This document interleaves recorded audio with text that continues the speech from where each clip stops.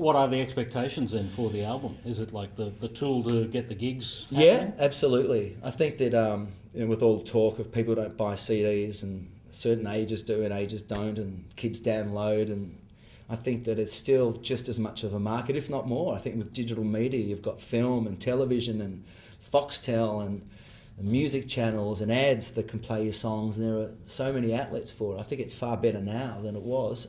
And the record, for me, would be a tool to go out and perform, whether it be with a band or on my own at some time. You must have a very fresh outlook too for the music industry, having been looking at it from the outside, but also maintaining the creative side. Like working as a photographer, has an alignment with the music industry. Clearly, anyway, doesn't it? Yeah, absolutely. I think taking photographs. I was a fashion photographer, so I was dealing with images and aesthetics and I guess with songwriting and certainly playing, as all musicians know, when you're playing to tape and there's a moment where you get lost in the playing, it's a visual, well it is for me anyway, it's a visual sort of thing. So when I imagine lyrics or I'm writing songs, I think about it visually. I see the subject. Mm-hmm. If it's waiting for a train, well yeah, I'll think of a train station and someone sitting at it on their own and what would they be feeling. So it's a very visual thing. So photography and music, they certainly have, a lateral sort of lock in there. Let's talk about that period from 1986 to 1991, the pop star years. Yes. My life as a pop star. Well, it was good fun. I mean, there was my sister in the band, my girlfriend at the time, Evie von Bibra, who was a great writer. The other girls in the band, David Rain was playing drums. We were all just, friends that went surfing together. So that was pretty crazy. I mean, we were a pretty bad cover band at the time. I mean, no doubt about it. But we used to dress ourselves in tuxedos and dress the stage, all the amps dressed in white satin, and we really had this whole visual thing. And we played these 50s and 60s covers, and we were pretty bad, but we just looked great.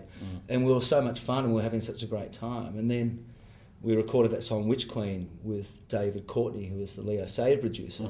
And the thing, like, we're number one within, I'm thinking, a matter of weeks. And so we were booked to play these venues, and they were, sold out shows 7-8 nights a week all around the country, but we only had one original song, which wasn't even our song. We were playing these 50s, 60s cover and then hitting the sequencer on the last song, and in will come this tragic Witch Queen song, and it was huge. So it was a lot of fun. I mean, back in the touring days, we were touring in the same. I noticed I watched your website what you had Boom Crash guys here. We would share the same bill and be in the same bus and travel together. It was awesome fun. Yeah. Well, there's a few hits that came off the back of that. He's Going to Step on You Again was another interesting one. You can't blame that on me. No, that was a pretty good version, though, wasn't it? Well, wasn't there a race with another band at the same time in the charts? I think someone else was doing a cover of it at the same time. That's right. So and they both the Party Boys, wasn't it? Yeah, that's they right. Do it, yeah. That's right. And we were actually in the studios at the same time recording them. We were at Metropolis, or what was AAV, here, and they were in Sydney. And we had spies. We all had spies between both. Oh, so you knew it was happening? We knew they were recording the same song, yeah. And they'd already started, and they knew we were recording the same song, and we'd already started. So it was really a matter of who got theirs out quicker. Theirs won, and we charted top 10. Theirs went top 5. And it was pretty bad recording, though. Seriously, I can't believe you're bringing that up. Well, I mean, it was like right at the heart of, I guess, pop was at its peak, wasn't it? Around that time that the Chantoozies were around. And hairdos were at their peak, and padded shoulders were clearly... Very bad fashion, yeah.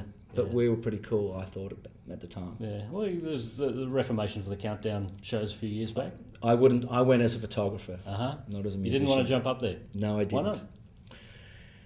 Well, I'd rather kind of come out with some new content and not revisit the old. I believe in doing things creatively and moving on and reinventing yourself whenever you can. Yeah.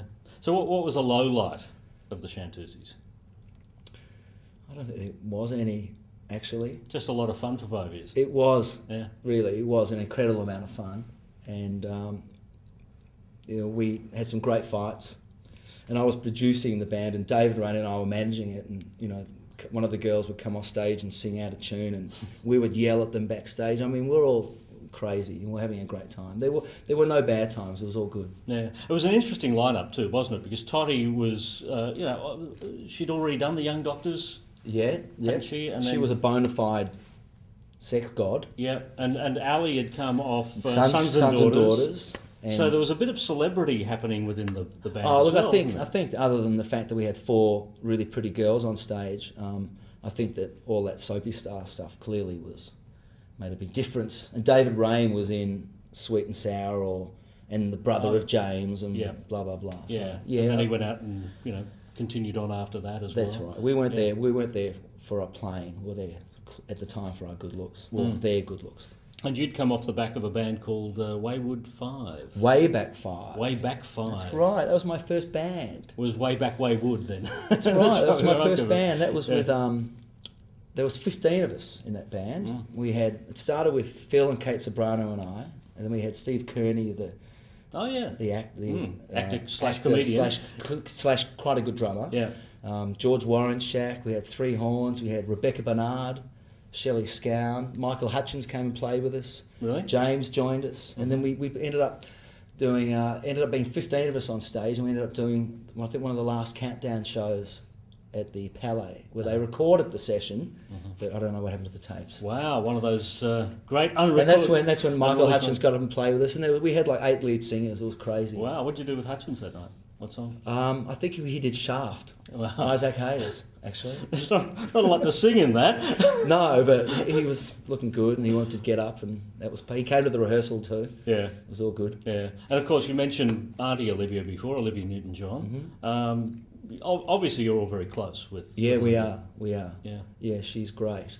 She has been a great supporter of all my 2 sisters and I. Great supporter of all our careers. For Todd as an actor and my other sister's a writer, and me as a musician. She was always great. Bought me my first guitar, and about 5 years ago I went over and wrote and recorded some songs for her, which hopefully will be released in the next 10 years. But she's in no hurry. But they're great songs, and the equipment that I recorded was the gear I used on this record that she let me bring back in cardboard boxes that I pulled out and made this record with. So thanks, Liv, for the gear.